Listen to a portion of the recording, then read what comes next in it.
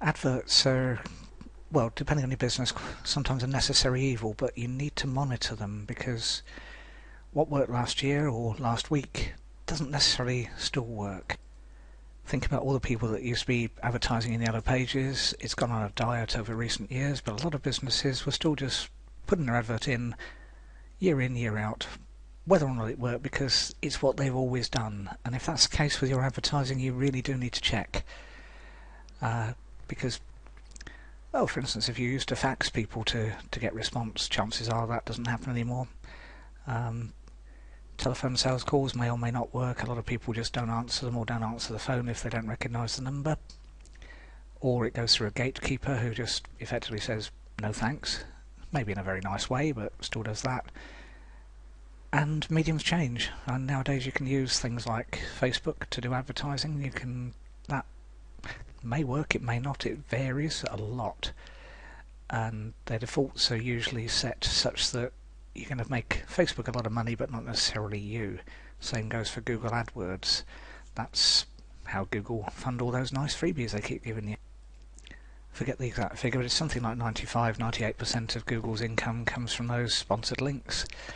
And that's how they can give you free maps, free email, all the other goodies that you get, but free operating systems with Androids and things, free browsers, all the other things you get, but it's the price you pay. And it's also the reason they can afford to give you £100 vouchers, because they know that they're going to make a lot more than that off you over the months and years to come. Advertising is much more of a science nowadays than it ever has been. Okay, there's an ancient book written over 100 years ago called Scientific Advertising that actually still holds true. It was really old school, but it's one of the required readings for anyone doing advertising properly. It's by a guy called Claude Hopkins, and it goes through educating the consumer, and actually that's happening. It's come full circle. That really does work again. The customer actually does all their research on the web. They don't necessarily get adverts to tell them what their research is and stuff like that. They'll go out and research it, and they'll go out and get opinions, which again is why adverts need to be monitored. Otherwise, you run the risk of paying Google £1 a click upwards probably for not much result. And again, if you do that, if you're getting, let's say, a really optimistic 1 in 10 people buy something from you, that means you need at least a £10 profit to justify £1 a click. If you're getting a more realistic, 3 in 100, then you need something like a £30 profit to make that advert pay. And that, a lot of people don't even know whether it does or not. So you really do need to take a long, hard look at your advertising and monitor it. Again, if you go into a lot of businesses, well, most won't even ask where you found them, and if they ask and you say, oh, the internet or Google, okay.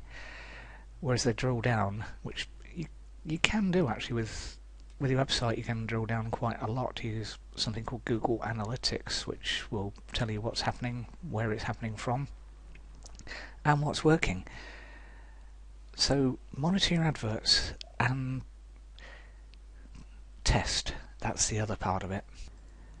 Because again, headlines they're odd, and you don't necessarily know what's going to work until you try it. There's all sorts of, if you go to a sales course or whatever, you get shown blind advertising course, you get shown 2 headlines and people will say, well, which do you think pulled better? And whenever I've been there, done it myself or been in the audience, 9 times out of 10 I get it wrong, and so does a majority of the audience. You don't know until you test.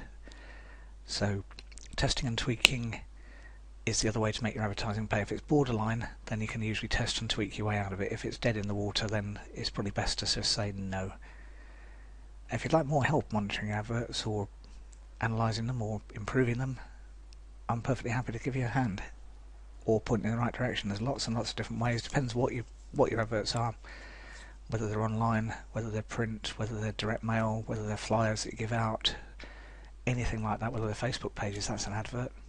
You might not think it is, but it is. Your website is as well. It's a brochure sometimes an advert. It varies. So monitor and you'll start getting more sales, and then you can work out what works, what doesn't, and then take it from there. Good luck.